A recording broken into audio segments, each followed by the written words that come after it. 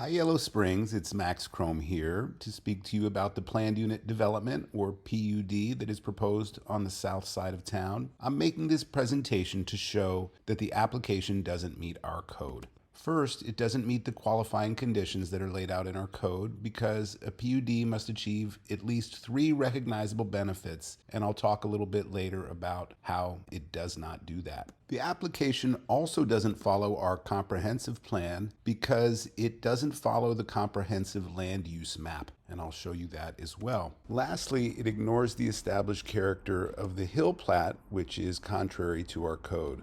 A PUD is a special zone that's allowed in our code. It's like a contract between the village and a developer that allows the developer flexibility in exchange for innovation. And the idea is that it would allow a higher quality of development than would otherwise be allowed under conventional zoning. It's an arrangement where the village offers the developer flexibility in the development standards in exchange for innovation. It's innovation in land use, it's variety in design, variety in layout, in types of structures, its economy of land use, preservation of natural, historic, and architectural features, preservation of open space, efficiency in services and traffic. It's for better housing, convenient recreational facilities, employment, business opportunities, all of a higher quality than what we would expect under the conventional zoning. Let's take a look at the PUDs that have been approved in Yellow Springs. If you look here, everything in purple is a PUD, and I've highlighted several of them that I'd like to talk to you a little bit about.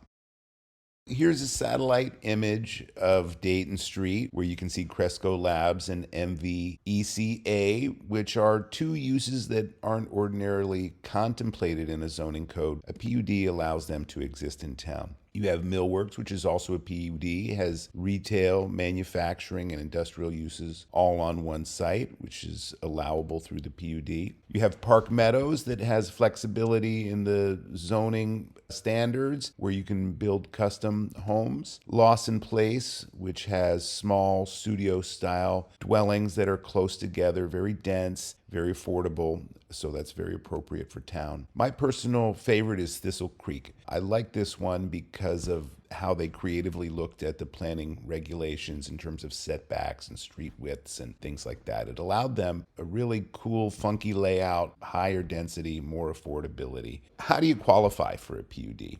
Our code lists several qualifying conditions. First thing is you have to achieve a recognizable benefit. You have to pick at least 3 of the benefits that they list. And these benefits have to be achievable through a PUD, but not through conventional zoning. First thing they chose was preservation of a significant natural feature. I'll talk to you in a little bit about how I dispute this. I don't think they've achieved that benefit. Second thing they chose was a complementary mix of land uses or housing types. And at first blush, it seems like they did achieve that benefit. However, I would argue they can achieve that benefit under the underlying zoning. And so I'll talk to you about that in a little bit. Lastly, they chose coordinated development of multiple small parcels. And I do indeed agree that they achieved that benefit. So I'd like to talk briefly about the preservation of a significant natural feature. Of course, they're talking about the stream on the west side of the property. This stream, you can see that it's not natural. It was either man-made or modified by people because you can see it takes right angle turns around the property lines. So I think you could conclude it's not natural. It's also not very significant. It's very small. You can see this spar that comes off Southgate just comes out of a little 18-inch diameter concrete pipe. I don't think you'd call it significant either. And then lastly, they're not even proposing to preserve it. They're just not messing with it. Remember, these benefits must be recognizable, substantial, and not be possible under the existing zoning classification. They're not proposing to do anything different with the stream under the PUD than what they're proposing to do under their parallel plan. Therefore, this application must be denied. Qualifying conditions go on. They talk further that the village council has to make the following determinations. The things I've highlighted in red, I don't think that they've met these qualifying conditions, or I think there's at least a lot of questions remaining as to whether they've met them. Let's start by talking about the comprehensive plan and vision. The vision tells us that the proposed use of the design has to be substantially consistent with the comprehensive plan and the principles of land stewardship. And you can see on the south side of the site, that area is called STFD, South Transitional Future Development. The yellow portion is already platted. It's been divided up and recorded as part of the RA zone. And then you have HDR, high density residential. And I'd like to talk just a little bit more about how they don't achieve this qualification. They've put the land they're giving back to the village outside of the high density, even though affordable housing you would think would be the most dense. Also, the townhomes are outside of the high density area, and the duplexes as well. So all the high density aspects of this development fall outside of the area that was specifically called for high density in our comp plan. I think it's pretty clear that this plan doesn't follow the comp plan. You can see there's single family residences on the southeast side of the site. And then lastly, where the high density was called for in our comp plan, they have the very biggest, the very least dense portions. And I think the logic here is you put the best, biggest lots closest to the entry of the development, and that I think is a good look and probably the most profitable thing you can do.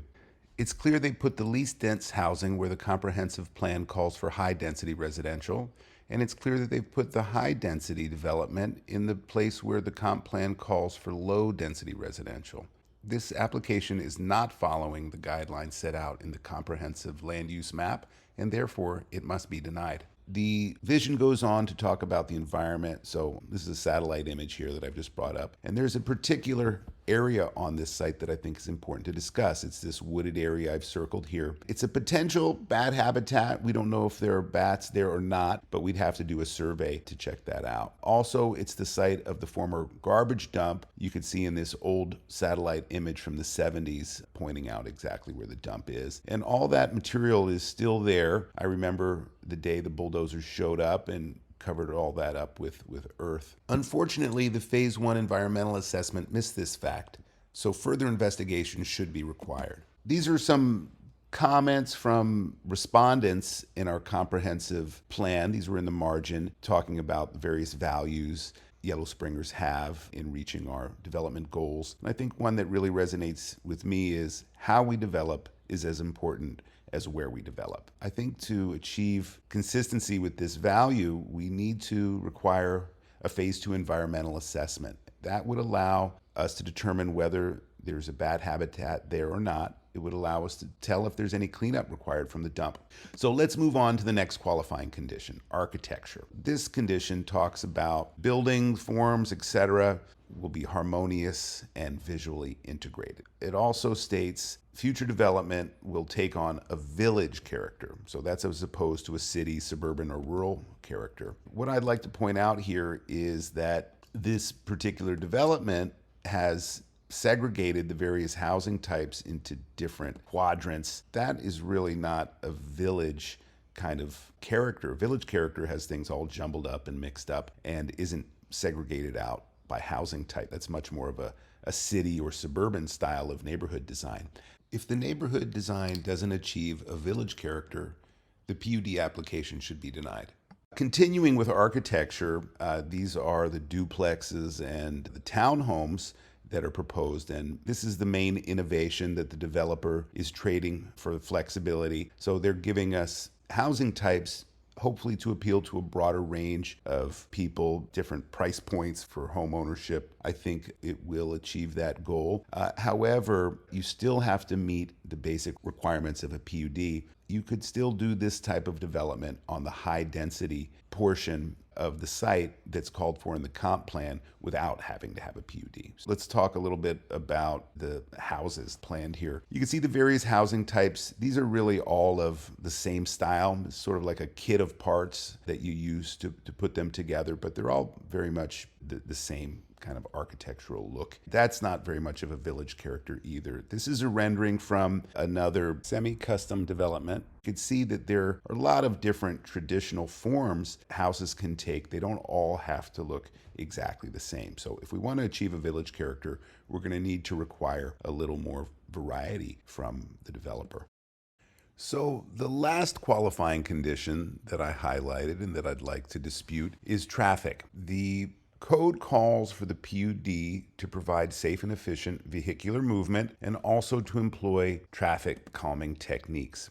I did this illustration here to show the circulation pattern. In red, you see straight lines and right angle streets that have been designed. Those are not considered to be traffic calming style streets. Traffic calming streets are curved and employ various techniques to slow traffic down. If you take a look at this image on the left, you'll see this is a more innovative way of laying out a street so that cars will go more slowly and create a safer, more village-like, more pedestrian-friendly atmosphere. Next, I'm going to talk about the general provisions. If you keep going in the code, there's a list of conditions that a PUD has to conform with. Most importantly is compliance with the code. I want to demonstrate that this PUD application does not comply with our code. And I'm highlighting this area on our zoning map called the Hill Plat. This is very important because the Hill Plat intersects with the area of the PUD application. You can see the lots in yellow. Those are the lots that are in both the Hill Plat and the PUD application. If you look over to the left, you'll see the original plat from 1965 and how it fits into the zoning plan there. This is current. You can go on the Greene County website and pull this up today if you'd like. The reason this is important is that our code calls for new PUDs to respect or enhance the established character of the neighborhood.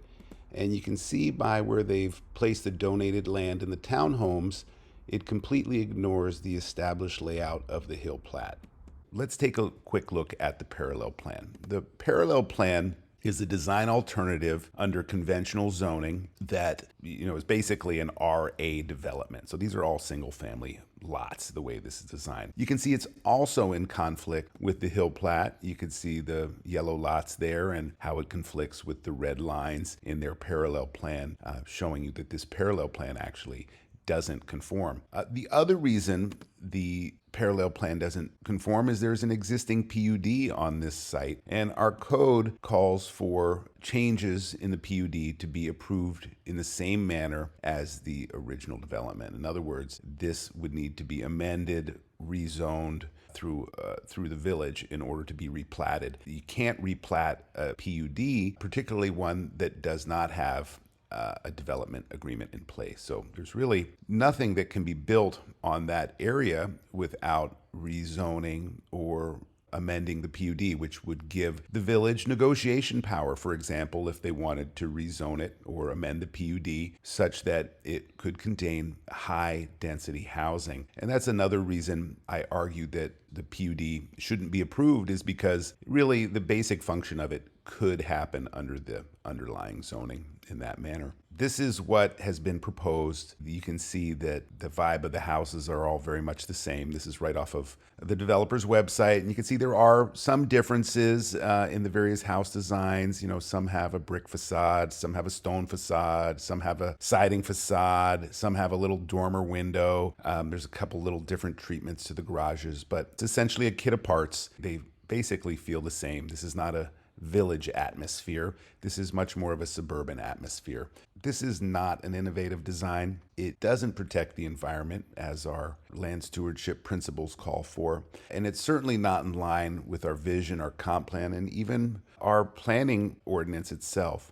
Yellow Springs, I know we all want more housing, but we can't sacrifice the important things in our code. We have to do a better job, make sure that it's the right kind of housing, that it's designed well, that it fits into the fabric of our village. I hope you will join me. Call on the village councilors to vote no on the PUD. Thanks so much for listening.